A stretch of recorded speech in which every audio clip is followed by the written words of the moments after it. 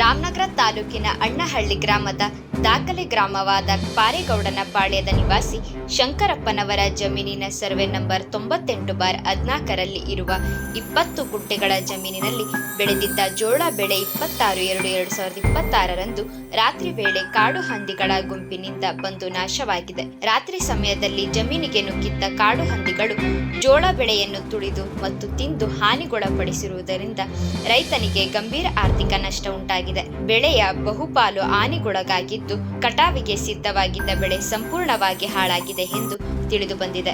ಆದ್ದರಿಂದ ಸಂಬಂಧಪಟ್ಟ ಕೃಷಿ ಇಲಾಖೆ ಹಾಗೂ ಅರಣ್ಯ ಇಲಾಖೆ ಅಧಿಕಾರಿಗಳು ತಕ್ಷಣ ಸ್ಥಳಕ್ಕೆ ಭೇಟಿ ನೀಡಿ ಪರಿಶೀಲನೆ ನಡೆಸಿ ನಷ್ಟದ ಅಂದಾಜು ಮಾಡಿ ಸರ್ಕಾರದ ನಿಯಮಾನುಸಾರ ಪರಿಹಾರ ಮಂಜೂರು ಮಾಡುವಂತೆ ರೈತ ಶಂಕರಪ್ಪ ಮನವಿ ಮಾಡಿದ್ದಾರೆ. ಹಾಗೂ ಮುಂದಿನ ದಿನಗಳಲ್ಲಿ ಇಂತಹ ಘಟನೆಗಳು ಮರುಕಳಿಸದಂತೆ ಅಗತ್ಯ ತಡೆ ಕ್ರಮಗಳನ್ನು ಕೈಗೊಳ್ಳುವಂತೆ ಅಧಿಕಾರಿಗಳಲ್ಲಿ ವಿನಂತಿಸಲಾಗಿದೆ. ಕರುನಾಡು ಟೈಮ್ಸ್ ಚಾನೆಲ್ನಲ್ಲಿ ಸುದ್ದಿ ಮತ್ತು ಜಾಹೀರಾತು ನೀಡಲು ಈ ನಂಬರ್ಗೆ ಕರೆ ಮಾಡಿ.